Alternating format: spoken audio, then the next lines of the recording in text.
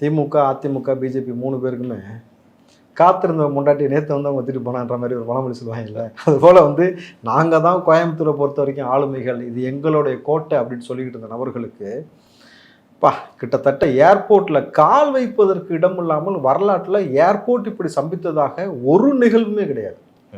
நீங்கள் அமித்ஷா வந்த பொழுதும் சரி, மோடி வந்த பொழுதும் சரி, அண்ணாமலை வந்த பொழுதும் சரி, எடப்பாடி வந்த பொழுதும் சரி, ஸ்டாலின் வந்த பொழுதும் சரி, இப்படி ஒரு சம்பவம் வரலாறு நடக்கலை.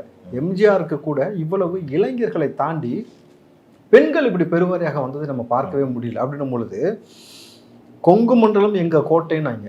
ஆனால் விஜய் படத்தில் வரக்கூடிய இந்த வசனம் போல் இந்த ஏரியா, அந்த ஏரியா, இந்த இடம், அந்த இடம்லாம் கிடையாது. எல்லா இடத்துலையும் நான் தாண்டா கில்லின்ற மாதிரி அவர் கால் வைத்த பொழுது, ஏர்போர்ட்டுக்குள்ளே நுழைஞ்ச பொழுது வந்த டெசிபிள் சவுண்ட் இருக்குல்ல, அந்த சவுண்ட் டெசிபிளோட சவுண்டு, தோனி அவர்கள் கிட்டத்தட்ட ஸ்டேடியத்துக்குள்ளே என்ட்ரி ஆகும் பொழுது எவ்வளோ ஒரு மாஸ் ஐக்கானாக வந்து அந்த என்ட்ரி கொடுத்து அந்த ஒரு சவுண்டு மக்களை ஆர்ப்பரித்து அவங்கள வரவேற்பாங்கல்ல, அதை விட பொதுவெளியில் இவ்வளவு பெரிய சவுண்டை வந்து இந்த டெசிபிள் பதிவாயிருக்குனாக்கா